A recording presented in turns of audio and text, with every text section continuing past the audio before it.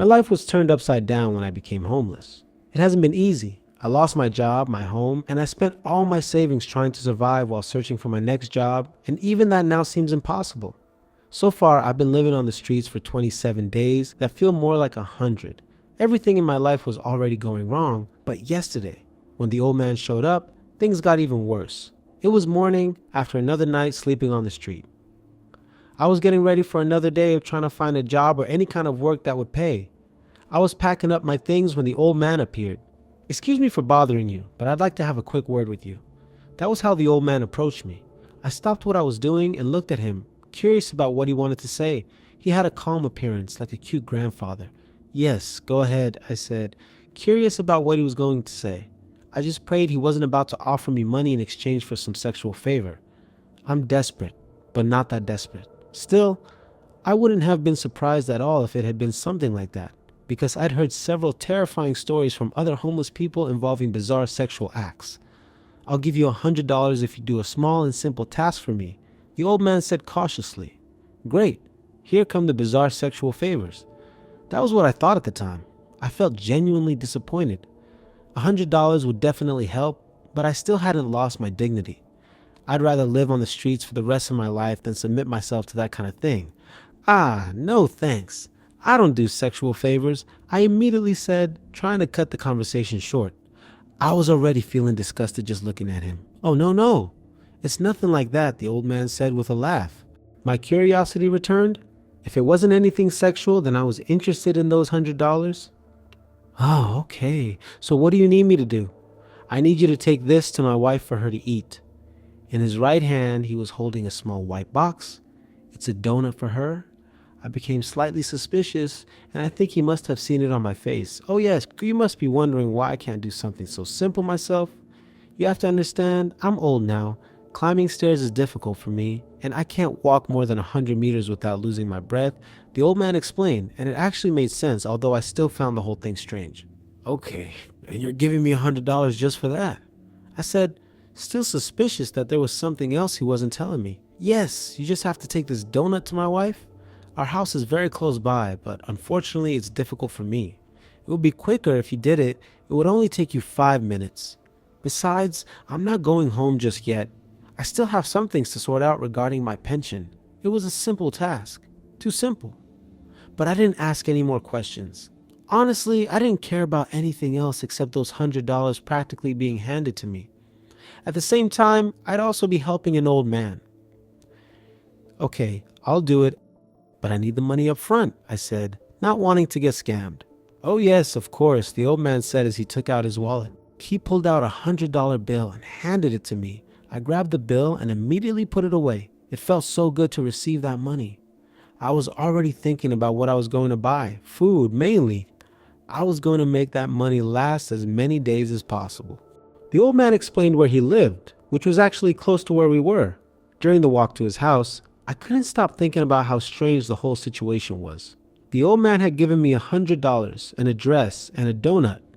Nothing was stopping me from eating the donut and running off with the money, or even going to his house and robbing it.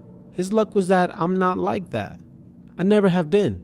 So I was going to do things properly and honestly, as I always had. Little did I know that the best thing I could have done would have been to run away with the $100 and never look back. They lived in a 4-story building. They lived on the 3rd floor, apartment on the left. When I arrived, the elevator was out of order. I climbed the stairs without any problem. I actually appreciated the exercise. A minute later, I was standing in front of the door to the apartment on the 3rd floor to the left. I knocked on the door. Nothing. I knocked again. Once more, nothing. Maybe the old lady couldn't hear very well because of her age, I thought. I grabbed the doorknob, hoping it might be unlocked, and it was. As soon as I stepped inside, I immediately started announcing who I was and why I was there. I didn't even know the old woman's name, or the old man's. He hadn't even told me what either of them was called. I couldn't believe I had agreed to do this without even knowing their names. The apartment seemed empty, which was strange. As a last resort, I had already decided I'd just leave the donut there and go. But first, I checked every room to see if the old woman was somewhere inside. It was a small apartment. The kitchen and living room, which had a table, sofas, and a television, were completely empty. The bathroom door was open and it was empty too. The door to what I assumed was the bedroom was slightly ajar. If she was anywhere, she would be in there, I thought at the time. I knocked on the door. Once again, nothing. I pushed the door with the palm of my hand and it opened. There was an old woman on the floor in a fetal position. I was surprised. I hadn't expected to see her like that. "Are you okay?" I asked, concerned. I approached the old woman, who said nothing. Her face was hidden between her arms. I lightly touched her shoulder to see if she was all right when she suddenly opened her eyes. She let out a startled cry. I jumped back in surprise and stumbled a few steps back. The old woman quickly got to her feet and stared directly into my eyes. She had a distressed expression like a frightened animal, and her eyes, narrow and red. I could feel the intensity in them. Wait, calm down. Your husband sent me here to give you this donut," I said, completely nervous. I had never seen a person like this before, much less an old woman. She looked agitated and unpredictable. I slowly backed away, full of caution, holding my arms out with my hands open to show I didn't intend to harm her. At that moment, I started questioning what kind of bizarre situation I'd gotten myself into. The old woman made a guttural sound as she stared at me intensely. Those eyes, they pierced right through me with intensity. I had no idea what was happening, but I was trapped in that tense standoff. Then the old woman suddenly started running toward me and lunged at me. We both fell to the floor. I landed on my back with her on top of me. I grabbed her arms to stop her from scratching me with her long nails. She opened her mouth, trying to nip at my face. Saliva dripped from her mouth onto my face. Unpleasant. Without thinking, just reacting in the moment, I managed to get my foot against her midsection and push her away from me. I pushed so firmly that she fell back against the wall. I got to my feet and ran for the door. Before I could even reach it, she managed to grab the back of my shirt and yank me toward her. I was panicking. I just wanted to get out of there, but I didn't know how. The damn old woman wouldn't stop attacking me and trying to eat me. Yes, literally eat me. She was starving for flesh. Desperate, I grabbed the first thing I could find. While she was dragging me across the floor, my hand hit something solid. Without hesitating, I grabbed it. Without even knowing what it was, I smashed it against the old woman's head with all the strength I had. Only then did I realize it was a glass perfume bottle that had fallen during our struggle. I managed to split open her forehead. Blood started running down from the wound. Completely consumed by the moment, I struck the old woman in the head with the hard glass perfume bottle over and over again. I hit her, and hit her again. Her skull was caved in, blood was flowing everywhere. She died. I killed her. I felt a wave of nausea twist my stomach. I didn't feel well. I dropped the perfume bottle and staggered toward the door.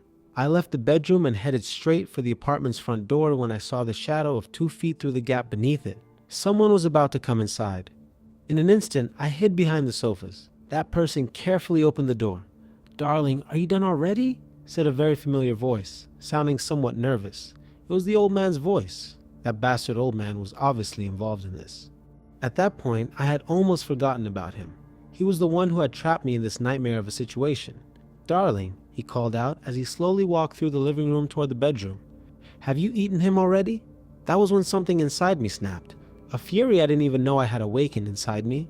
The old man had lured me with money to do a simple task when in reality it had all been to feed the old woman.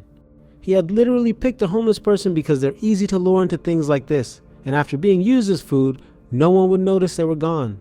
What was supposed to happen was for me to show up here all happy because I had $100 in my pocket and was delivering a donut to an old lady, only to end up becoming her meal when I found her. The old man stepped into the bedroom. When he saw the old woman with her head crushed in, he started crying and mumbling something to himself. I quietly slipped out from behind the sofas and grabbed a frying pan that was sitting in the sink from the old man's breakfast. I walked into the bedroom. The old man was bent over the old woman's corpse, or that thing, whatever it really was. I approached him and struck him hard across the head with the frying pan, knocking him unconscious. When the old man woke up, I was sitting in front of him. He was sitting on a chair with his hands and feet tied with bed sheets I had taken from the bed. He was tied up so tightly, with so many knots, that escaping was impossible. "How many times have you done this?" I asked him directly. "What?" he said, still dazed and confused. "How many times have you done this?" "Manipulating homeless people to feed that thing," I said, losing my patience. "That thing is my wife," he said seriously. "Answer me," I shouted, holding a kitchen knife I had found in their kitchen while he was unconscious. Okay, okay, calm down, he said fearfully when he saw me handling the knife in my hand a few times. So this wasn't the first time he had done this. It disgusted me just to look at him. What the hell was wrong with the old woman? I asked. At that moment, I wanted to know what had made her become so animalistic. Ever since we came back from vacation, she's been acting like a rabid animal. I don't know, something happened. Every day since then, she's become more and more hungry for flesh. Human flesh, he said, without looking me in the eye. I loved her too much not to find a way to feed her. I had heard enough. I didn't want to know anything else. I stuffed a piece of bedsheet into his mouth so he couldn't make any noise. He tried to speak and scream, but he couldn't. I took the key to the bedroom door and left. I closed the door behind me and locked their bedroom door, leaving him trapped inside with the old woman's corpse. I shut the apartment door and walked away. When I got outside onto the street, I threw the bedroom key into a street gutter. There were people who didn't deserve to live. I decided to bring some justice for the people that they killed. His wife's bizarre condition was strange, and I didn't want to think about it anymore. I had almost died. I had almost been eaten alive. Now it was time for the old man to be punished for what he had done.